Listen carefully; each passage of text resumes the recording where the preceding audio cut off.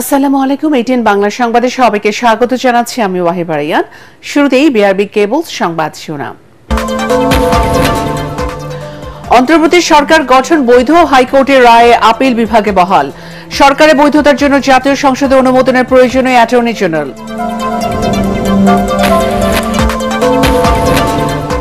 দেশি বিদেশি ডাক্তারদের সমন্বয়ে খালেদা জিয়ার চিকিৎসা চলছে জানালেন রিজভী। হাসপাতালে জরুরি উড্ডয়ন অবতরণে মহড়া সেনাবাহিনী। শুক্রবার বাদ জুমা সারা দেশে মোনাজাত। সারা দেশের এসপি ও পুলিশ কর্মকর্তাদের সাথে প্রধান উপদেষ্টার বৈঠক। আগামী জাতীয় নির্বাচনে নিরপেক্ষভাবে দায়িত্ব পালনের নির্দেশ। সাভার ও নরসিংদীতে লেগেছে ভোটের হাওয়া। বিএনপি ও জামাত প্রার্থীদের প্রচারণায় সরগরম চাঁদপুর।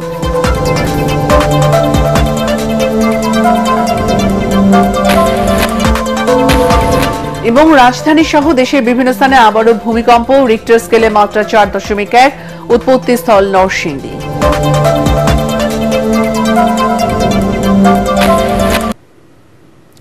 শুনছিলেন বিআরবি কেবল সংবাদ শিরোনাম, এখন বিস্তারিত। সুপ্রিম কোর্টের রেফারেন্সের আলোকে অন্তর্বর্তী সরকারের গঠন প্রক্রিয়া ও শপথ বৈধ ঘোষণা করে হাইকোর্টে দেয়া আদেশ বহাল রেখেছে আপিল বিভাগ।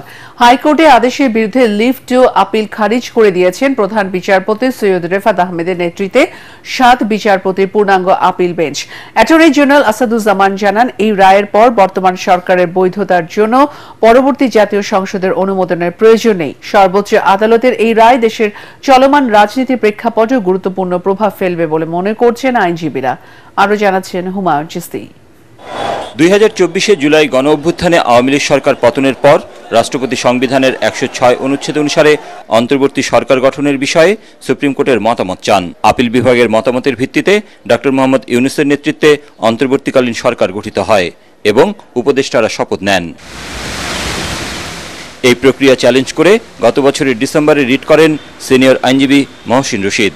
শুনানি শেষে রিট খারিজ করে হাইকোর্ট বলেন, দেশের জনগণ বৈধতা দেয়ায় অন্তর্বর্তী সরকার নিয়ে কেউ প্রশ্ন তুলতে পারবে না। পরে তিনি হাইকোর্টের রায়ের বিরুদ্ধে লিভ টু আপিল বা আপিলের অনুমতি চেয়ে আবেদন করেন। বৃহস্পতিবার লিভ টু আপিল পর্যবেক্ষণ সহ খারিজ করে দেন আপিল বিভাগ। রাষ্ট্রের প্রয়োজনে নাগরিকদের নিরাপত্তার স্বার্থে, রাষ্ট্রের নিরাপত্তার স্বার্থে এবং সময়ের প্রয়োজনে এই সময় অন্তর্বর্তীকালীন সরকার গঠিত হয়েছে বাংলাদেশের মানুষের রাজনৈতিক দল, ছাত্র জনতা, আন্দোলনকারী, সুশীল সমাজ সবার ঐক্যমতের ভিত্তিতে। এই সরকার যে কর্মকাণ্ড পরিচালনা করছে তা মূলত জনগণের সার্বভৌম ক্ষমতার বহিঃপ্রকাশ হিসেবেই কর্মকাণ্ড পরিচালনা করছে। আমাদের উচ্চ আদালত আমাদের সংবিধানের এই মূল মন্ত্র আজকে আবার পুনরায় পুনর্ব্যক্ত করে ঘোষণা করলেন। এর আগে এ মামলায় পক্ষভুক্ত লেখক ফিরোজ আহমেদের আইনজীবী ডক্টর শরীফ ভূঁইয়া বলেন, 5 আগস্টের পর সুপ্রিম কোর্ট পুনর্গঠন হওয়া পর্যন্ত দেশে কোনো সুপ্রিম কোর্ট ছিল না।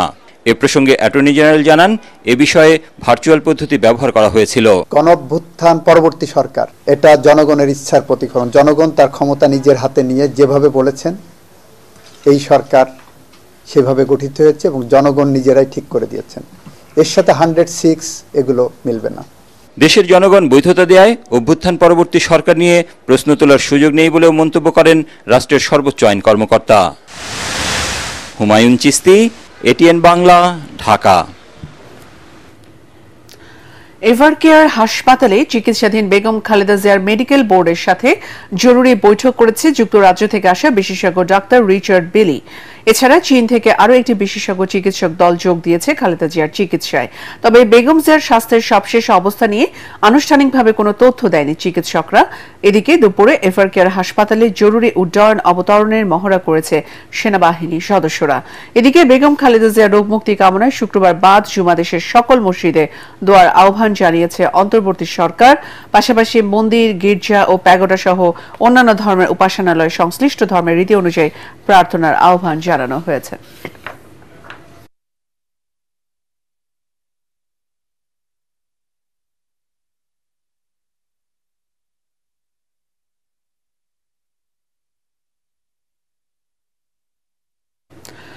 দর্শক, এই মুহূর্তে এভারকেয়ার হাসপাতালের সামনে আছেন সহকর্মী মুশফিকুর রহমান।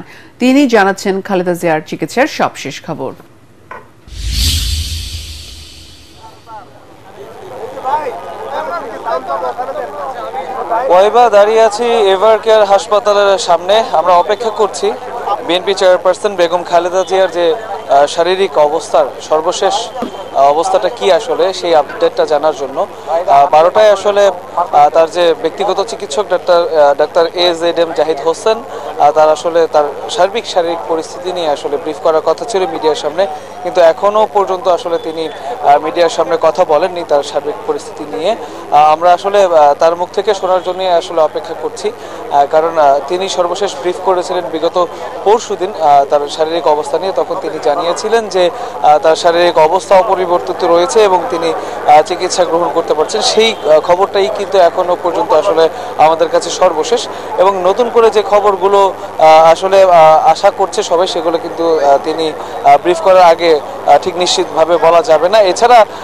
এছাড়া আমরা যেটা দেখেছি যে আজকে কিন্তু তাদের যে বোর্ড আছে মেডিকেল বোর্ড, সেই মেডিকেল বোর্ডের সাথে মিটিং চলেছে। গতকালকে যুক্তরাজ্য থেকে আসা ডক্টর এবং চায়না থেকে বিশেষজ্ঞ ডক্টররা তারা কিন্তু আসলে বৈঠক করেছেন তাকে কিভাবে চিকিৎসা দিলে দেওয়া যায় এবং পরবর্তী ধাপ কি হবে তার চিকিৎসা সেই বিষয়ে। এছাড়া একটা জিনিস জানিয়ে রাখতে চাই, বিশেষ নিরাপত্তার স্বার্থে কিন্তু আসলে বিশেষ মহড়ার আয়োজন করা হয়েছে সেনাবাহিনী এবং বিমান বাহিনীর পক্ষ থেকে।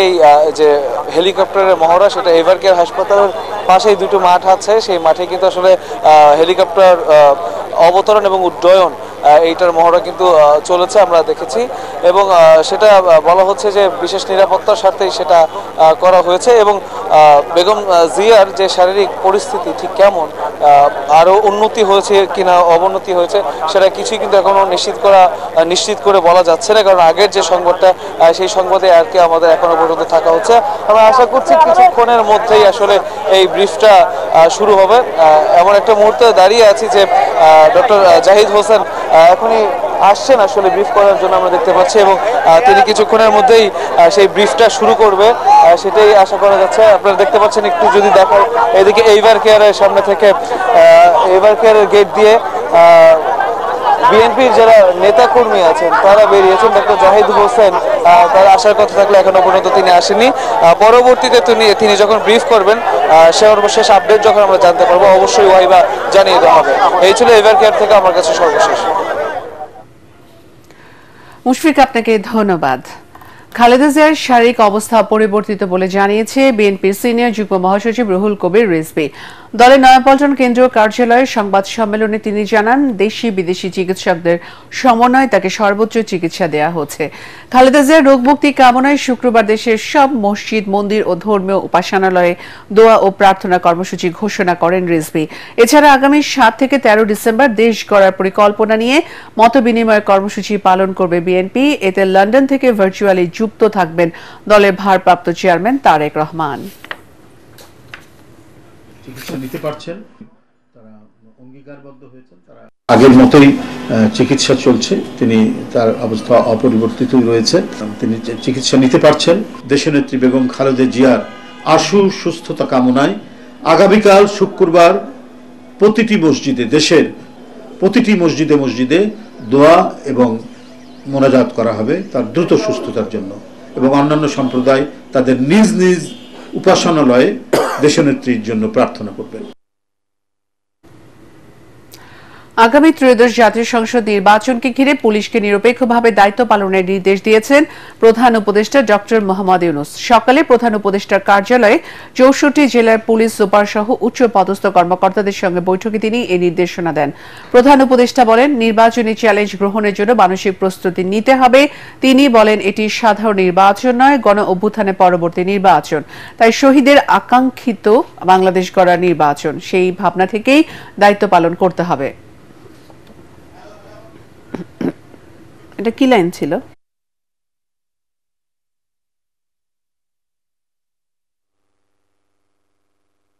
এই 3 মাস আমার পক্ষে যত উচ্চ লেভেলে কাজ করা সম্ভব, যত নির্ভুলভাবে কাজ করা সম্ভব সেটা আমি করব। আমাদের যে স্বপ্ন, সে স্বপ্নে যদি কিছুটা আমাকে দিয়ে হয় আমি সেটা পালন করব। আমরা বলছি উৎসব মুখর হবে, ঐতিহাসিক হবে, সবকিছু এর মধ্যে এসে যাবে। তাই এটা শুধু উপরওয়ালার হুকুম মানার জন্য করছি না, আরো বড় হুকুমওয়ালার দায়িত্ব আমরা এটা করছি, এবং সেই হুকুমওয়ালা উপরে আর আমার ভেতরে, আমার মধ্যে কি আছে সেটা আমি প্রকাশ করতে চাই। চট্টগ্রামে নিউ বোরিং কন্টেইনার টার্মিনাল পরিচালনার দায়িত্ব ডিপি ওয়ার্ল্ডকে দেওয়ার সরকারি সিদ্ধান্তের বৈধতা নিয়ে দ্বিধা বিভক্ত রায় দিয়েছে হাইকোর্ট। দ্বৈত বেঞ্চের জ্যেষ্ঠ বিচারপতি রায়ে বলেছেন, চুক্তি প্রক্রিয়া অবৈধ, বিদেশি কোম্পানির সাথে চুক্তি করতে পারবে না অন্তর্বর্তী সরকার। আর কনিষ্ঠ বিচারপতি রিটটি খারিজ করে চুক্তি প্রক্রিয়া চলতে বাধা নেই বলে রায় দিয়েছেন।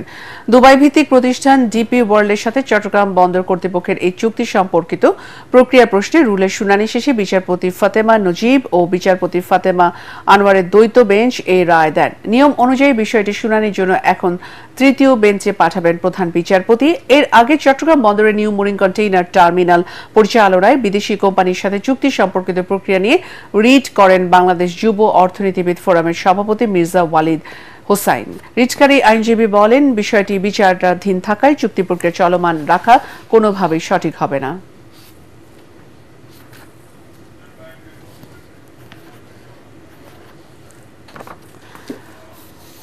জুলাই গণ আন্দোলনের সময় ইন্টারনেট বন্ধ করে হত্যাকাণ্ডে সহযোগিতার অভিযোগে মানবতা বিরোধী অপরাধের মামলায় সাবেক প্রধানমন্ত্রী শেখ হাসিনার ছেলে ও তথ্য প্রযুক্তি উপদেষ্টা সজীব ওয়াজেদ জয়, আইসিটি প্রতিমন্ত্রী জুনায়েদ আহমেদ পলক সহ 4 জনের বিরুদ্ধে অভিযোগ আমলে নিয়েছে আন্তর্জাতিক অপরাধ ট্রাইব্যুনাল। বিচারপতি গোলাম মুর্তজা মজুমদারের নেতৃত্বে 3 সদস্যের ট্রাইব্যুনাল 1 শেখ হাসিনার পুত্র সজীব ওয়াজেদ জয়ের বিরুদ্ধে গ্রেফতারের পরোয়ানা জারি করেন। একই সাথে অন্য মামলায় গ্রেফতার থাকা জুনায়েদ আহমেদ পলক, সালমান এফ রহমান ও আইনমন্ত্রী আনিসুল হককে 10 ডিসেম্বর হাজিরের নির্দেশ দিয়েছে আদালত। ওই দিন ইন্টারনেট বন্ধ করে গণহত্যার দায়ে 4 জনের বিরুদ্ধে ফরমান চার্জ বা আনুষ্ঠানিক অভিযোগ ট্রাইব্যুনালে জমা দেয় প্রসিকিউশনের পক্ষে শুনানি করেন প্রসিকিউটর গাজী MH তামিম। তিনি এ মামলায় পলাতক আসামির বিরুদ্ধে গ্রেফতারি পরোয়ানা জারির আবেদন করেন। অভিযোগ আমলে নিয়ে পরবর্তী শুনানির জন্য 10 ডিসেম্বর দিন ঠিক করেছে ট্রাইব্যুনাল। গতকাল 4 জনের বিরুদ্ধে তদন্ত প্রতিবেদন প্রসিকিউশনের কাছে জমা দেয় ট্রাইব্যুনালের তদন্ত সংস্থা। জুলাই গণ আন্দোলনের সময় 17 জুলাই থেকে 28 জুলাই পর্যন্ত বন্ধ রাখা হয় ইন্টারনেট সেবা।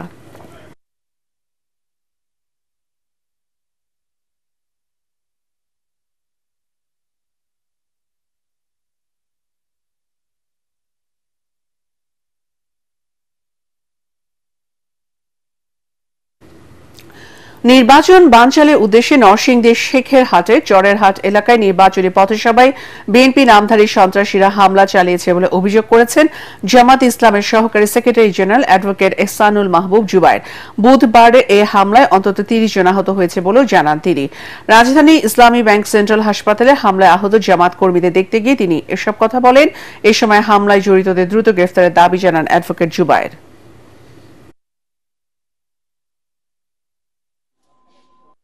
জনসভার জন্য সব প্রস্তুতি যখন নেওয়া হয়েছে, জনসভাস্থলে আমাদের নেতৃবৃন্দ গিয়েছেন, বক্তব্য রাখবেন।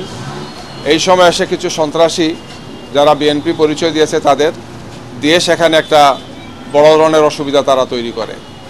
জনসভা না করতে তারা বাধা দেয়, তারা হামলা করবে, এই ধরনের একটা পরিস্থিতি সেখানে তারা তৈরি করে। সেই নির্বাচনের জন্য এখন থেকেই লেভেল প্লেইং ফিল্ডটা নিশ্চিত করা হচ্ছে সরকারের, নির্বাচন কমিশনের এবং আইন শৃঙ্খলার সাথে জড়িত যে সমস্ত বাহিনী তাদের দায়িত্ব। আমরা দেখতে পাচ্ছি যে এই ক্ষেত্রে তারা যথেষ্ট দক্ষতার পরিচয় দিচ্ছেন না, দায়িত্বশীলতার পরিচয় দিচ্ছেন না। জাতীয় নির্বাচনকে কেন্দ্র করে নরসিংদীতে বিরাজ করছে উৎসবমুখর পরিবেশ। নির্বাচনী প্রচারণার খবর জানাতে সালাম স্টিল ভোটের গাড়ি এখন রয়েছে শিল্পাঞ্চল এলাকায়। সেখানকার খবর জানাচ্ছেন সহকর্মী খায়রুল ইসলাম।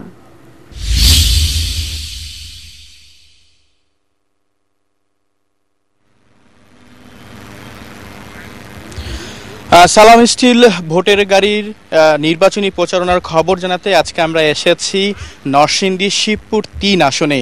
যেই আসনটি মাত্র একটি উপজেলা নিয়ে গঠিত, আর এই উপজেলা মোট 9টি ইউনিয়ন নিয়ে গঠিত। এখানে ভোটার সংখ্যা রয়েছে প্রায় 3 লাখ। তবে এখানে নারী ভোটারদের সংখ্যা তুলনামূলক বেশি। আমরা খুব সকালে এই আসনে এসেছি, এসে ভোটারদের সঙ্গে কথা বলেছি। ভোটাররা আমাদেরকে যে বিষয়টা জানিয়েছেন, তারা বলছেন যে আসলে গত 16-17 বছর তারা ভোট দিতে পারেনি, তাদের যে ভোটের অধিকার ছিল সেটি কেড়ে নেওয়া হয়েছিল। এবার যে ভোটের পরিবেশ তৈরি হয়েছে, তারা চাইছে যে বর্তমান যে সরকার রয়েছে, অন্তর্বর্তীকালীন সরকার, তারা একটি সুন্দর সুষ্ঠু ভোটের পরিবেশ তৈরি করবেন এবং সকল ভোটাররা তাদের যে ভোটের অধিকার ভোট দিয়ে সেটি আদায় করবেন এবং যোগ্য এবং সৎ প্রার্থীকে তারা বেছে নেবেন। আমরা কিন্তু বিভিন্ন দলের প্রার্থীদেরও কিন্তু এখানে নির্বাচনী প্রচারণা চালাতে দেখেছি। তারা গণসংযোগ করছেন, উঠান বৈঠক করছেন এবং বিভিন্ন দলের মনোনয়ন প্রত্যাশী প্রার্থীরাও কিন্তু তাদের প্রচারণা চালাচ্ছেন। তবে নির্বাচনী প্রচারণা তুলনামূলক কিছুটা কমও কিন্তু আমাদের চোখে পড়েছে। বিএনপির নেতাকর্মীদের সঙ্গে আমাদের কথা হয়েছে, তারা আমাদেরকে একটি বিষয় জানিয়েছেন যে আসলে বিএনপির চেয়ারপারসন বেগম খালেদা জিয়া তিনি অসুস্থতার কারণে আসলে তাদের যে নির্বাচনী প্রচারণা রয়েছে সেটি অনেকটা কমিয়ে দিয়েছেন। তারা বেগম খালেদা জিয়ার জন্য দোয়া মাহফিল করছেন, দোয়া অনুষ্ঠান করছেন। এছাড়াও এই তিন আসনের এখন পর্যন্ত বিএনপির কোনো প্রার্থী ঘোষণা করা হয়নি। এখান থেকে 2 জন বিএনপির হেভিওয়েট প্রার্থী ধারণা করা হচ্ছে। তার মধ্যে একজন হচ্ছে মঞ্জুর এলাহি, আর একজন হচ্ছেন একরামুল হাসান মিন্টু। এই 2 হেভিওয়েট প্রার্থী থেকে একজন প্রার্থীকে বিএনপি মনোনয়ন দিতে পারে বলে ধারণা করছেন এখানকার ভোটার। ধন্যবাদ খায়রুল, আপনাকে ধন্যবাদ। হাজীগঞ্জ ও শাহরাস্তি উপজেলা নিয়ে গঠিত চাঁদপুর 5 আসনে নির্বাচনী প্রচারণার হাওয়া দিন দিন তীব্র হচ্ছে। একই সাথে চাঁদপুর 3 সদর আসনে পাড়া মহল্লাও প্রার্থীদের প্রচারণা এখন সরগরম। চাঁদপুর থেকে আলী আসগর ইমনের পাঠানো রিপোর্ট জানাচ্ছেন আশিকুর রহমান। চাঁদপুর সদর আসনে প্রথমবারের মতো ভোট দেওয়ার সুযোগ সৃষ্টি হওয়ায় উত্তেজনা তরুণ ভোটারদের মাঝে।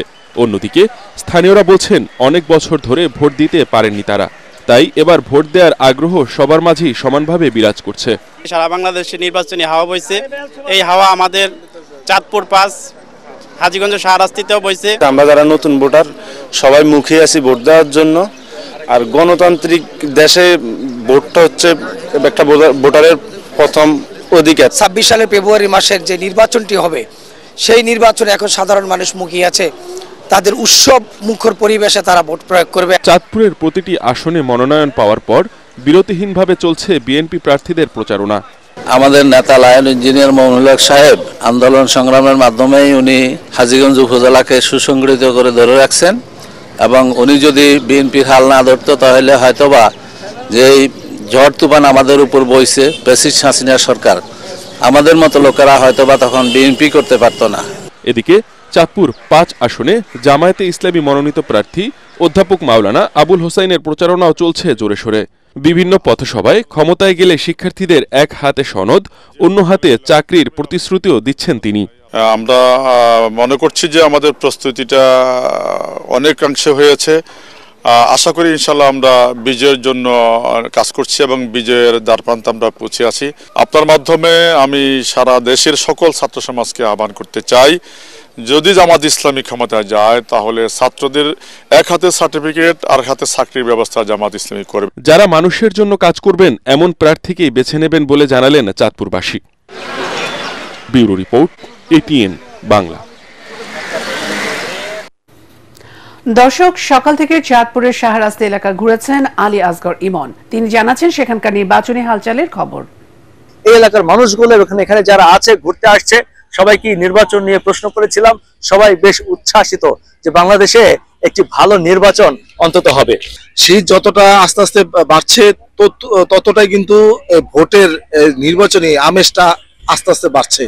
তো মানুষের মাঝে কিন্তু এখনো আশঙ্কা দেখা দিয়েছে যে আসলে কি নির্বাচন হবে কিনা, সেটা কিন্তু মানুষের মাঝে প্রশ্ন। আমরা যে বিভিন্ন জায়গায় সংবাদ প্রচার করতে যাই তখন কিন্তু সকলে আমাদেরকে জিজ্ঞাসা করে আসলে কি ভোট হবে কিনা।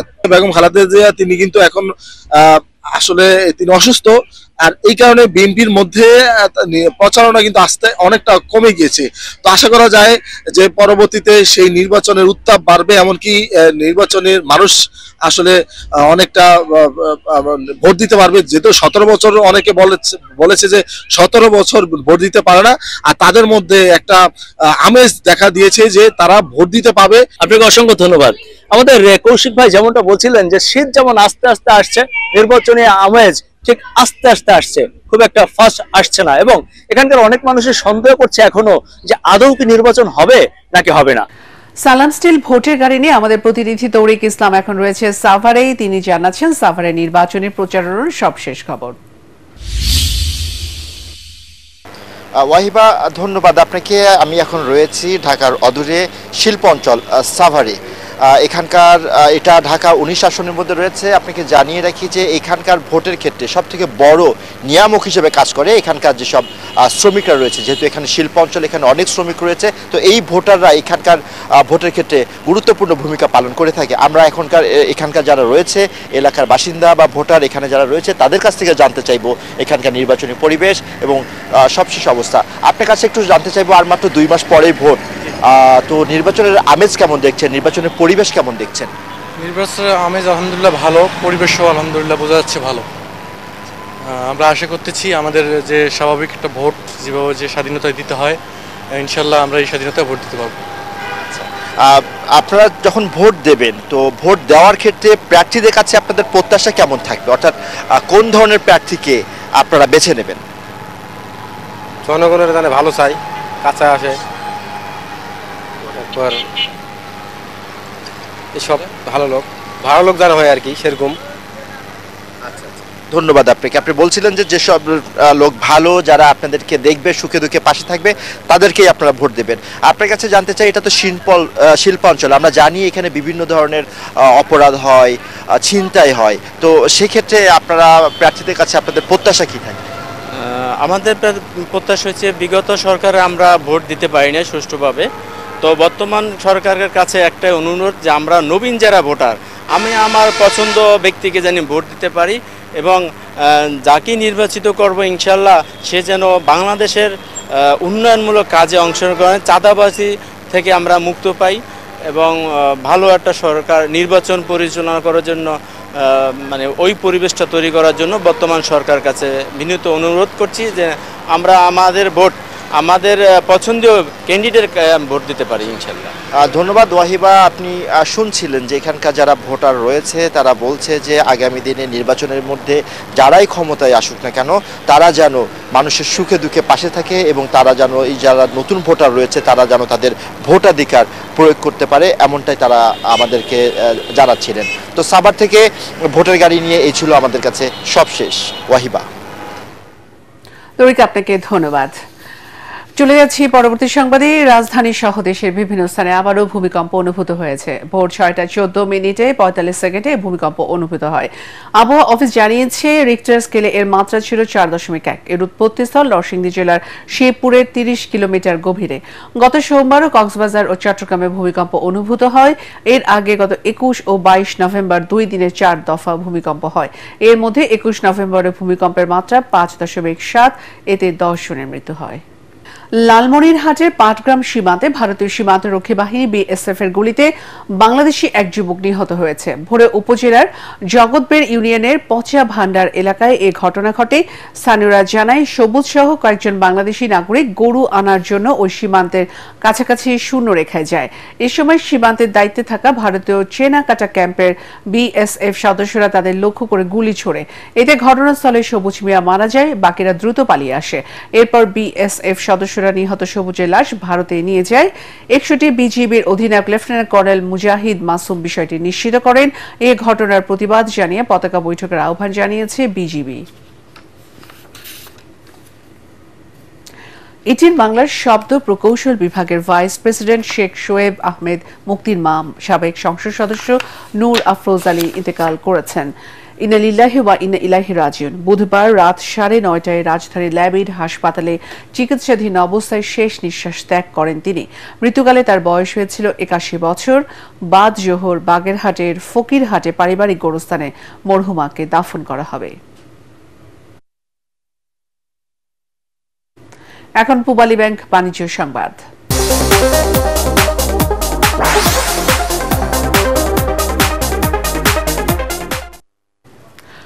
2030 সালের মধ্যে $5 বিলিয়ন চিংড়ি রপ্তানি লক্ষ্যমাত্রা বাংলাদেশ ফ্রোজেন ফুডস এক্সপোর্টার্স অ্যাসোসিয়েশনের।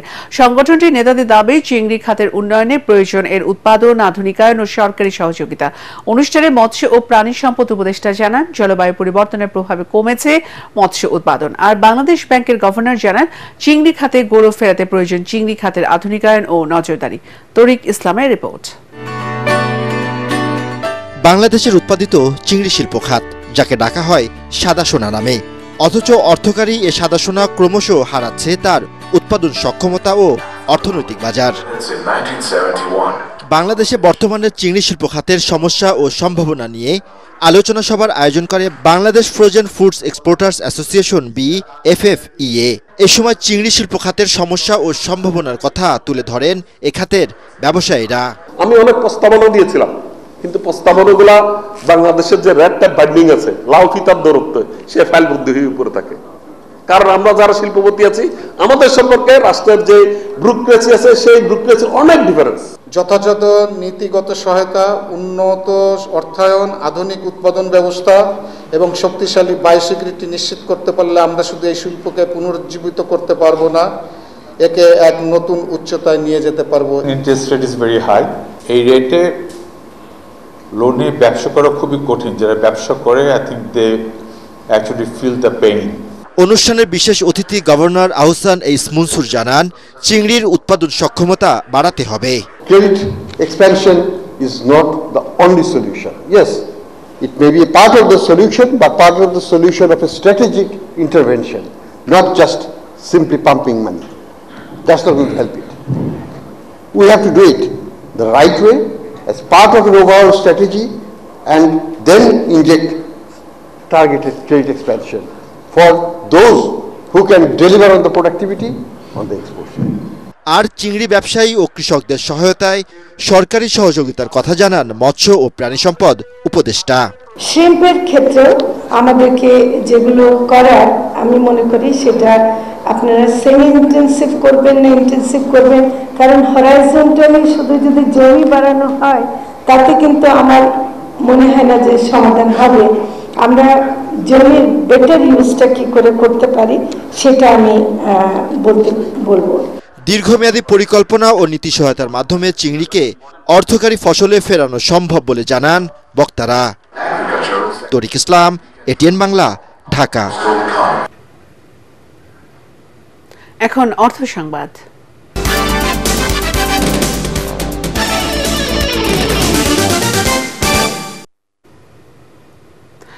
জমি অধিগ্রহণ জটিলতায় থমকে আছে বেনাপোল বন্দরকে আন্তর্জাতিক মানের ইউনিফাইড বন্দর নির্মাণের কাজ।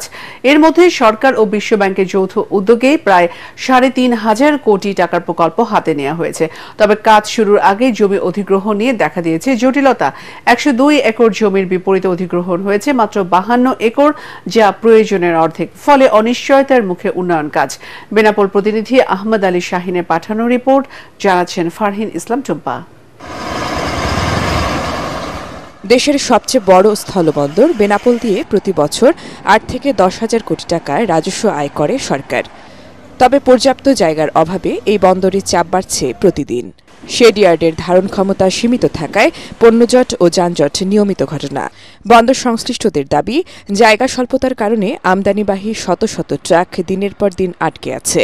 এতে একদিকে যেমন খরচ বাড়ছে ব্যবসায়ীদের, অন্যদিকে সময় লাগছে পণ্য খালাসে। প্রথম সমস্যা হলো স্থান সংকুলন। আমাদের যে পণ্যগুলো ভারত থেকে আমদানি হয়, সেগুলো স্থানের অভাবে সঠিক সময়ে আমরা আনলোড করতে পারি না। এই বন্দরের অবকাঠামো অধিক উন্নয়ন এবং রাজস্ব বৃদ্ধির জন্য আমরা চাই যে 102 একরের যে প্রকল্প ছিল অধিগ্রহণ করার, এই 102 একর জমি যেন অধিগ্রহণ করা হয়। এই 52 একরের জমিতে যে উন্নয়ন, তাতে পরিপূর্ণতা আসবে না।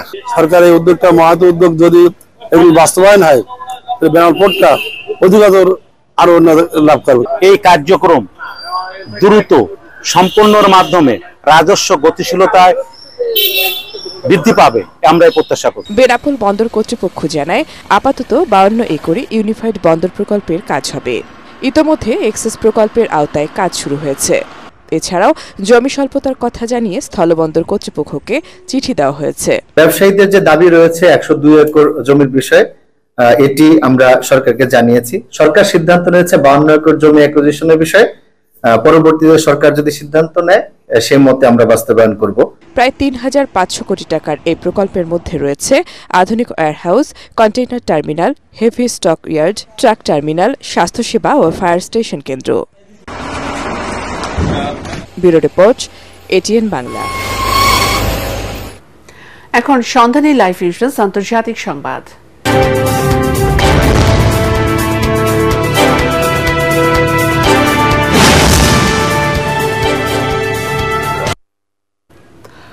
দুই দিনের রাষ্ট্রীয় সফরে আজ ভারতে যাচ্ছেন রুশ প্রেসিডেন্ট ভ্লাদিমির পুতিন। ভারতের স্থানীয় সময় সন্ধ্যায় নয়াদিল্লি পৌঁছাবেন তিনি। সফরে হায়দ্রাবাদ হাউসে অনুষ্ঠিতব্য 23তম ভারত রাশিয়া বার্ষিক শীর্ষ বৈঠকে অংশ নেবেন পুতিন। এছাড়া প্রধানমন্ত্রী নরেন্দ্র মোদীর সাথে ব্যক্তিগত নৈশভোজে যোগ দেবেন তিনি। পুতিনের এ সফরে সামরিক, বাণিজ্য ও খনিজ তেলের বিষয়ে আলোচনা হতে পারে বলে ধারণা করা হচ্ছে। মার্কিন নিষেধাজ্ঞার প্রভাবে রুশ তেল আমদানিতে ভারতের উপর চাপের বিষয়টি আলোচনার কেন্দ্রে থাকবে। এদিকে পুতিনের চলমান সফরের মধ্যে ভারতের সঙ্গে গুরুত্বপূর্ণ এক সামরিক চুক্তির অনুমোদন দিয়েছে রুশ পার্লামেন্ট। চুক্তি অনুযায়ী দুই দেশের সামরিক বাহিনীকে একে অপরকে পরিবহন ও সরবরাহ ব্যবস্থাপনার সহায়তা দেবে। সেই সাথে এক দেশের বাহিনী অপর দেশে গিয়ে সামরিক পরিকাঠামো ব্যবহার করতে পারবে। এবার খেলার খবর।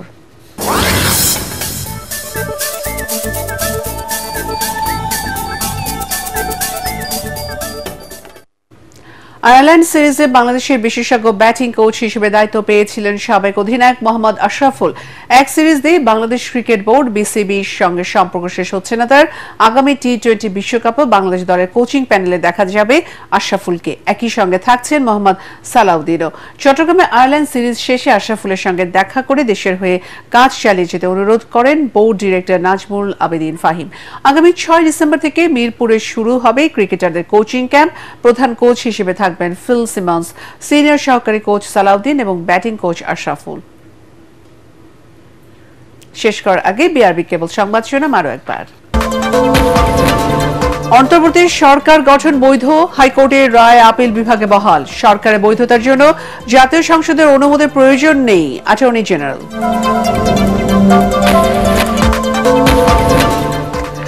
দেশি বিদেশি ডাক্তারদের সমন্বয়ে খালেদা জিয়ার চিকিৎসা চলছে জানালেন রিজভী। হাসপাতালে জরুরি উড্ডয়ন অবতরণে মহড়া সেনাবাহিনী। শুক্রবার বাদ জুমা সারা দেশে মোনাজাত। সারা দেশের এসপি ও পুলিশ কর্মকর্তাদের সাথে প্রধান উপদেষ্টার বৈঠক। আগামী জাতীয় নির্বাচনে নিরপেক্ষভাবে দায়িত্ব পালনের নির্দেশ।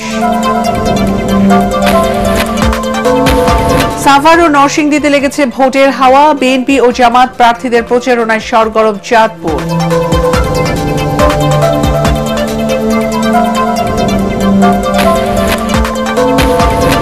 এবং রাজধানী সহ দেশের বিভিন্ন স্থানে আবারও ভূমিকম্প।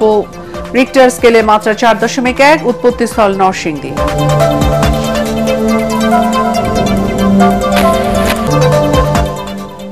পরবর্তী সংবাদ দেখার আমন্ত্রণ জানিয়ে এখনকার মতো শেষ করছি। এটিএন বাংলা সংবাদ ইউটিউবে দেখতে ব্রাউজ করুন youtube/18 বাংলা নিউজ। ধন্যবাদ।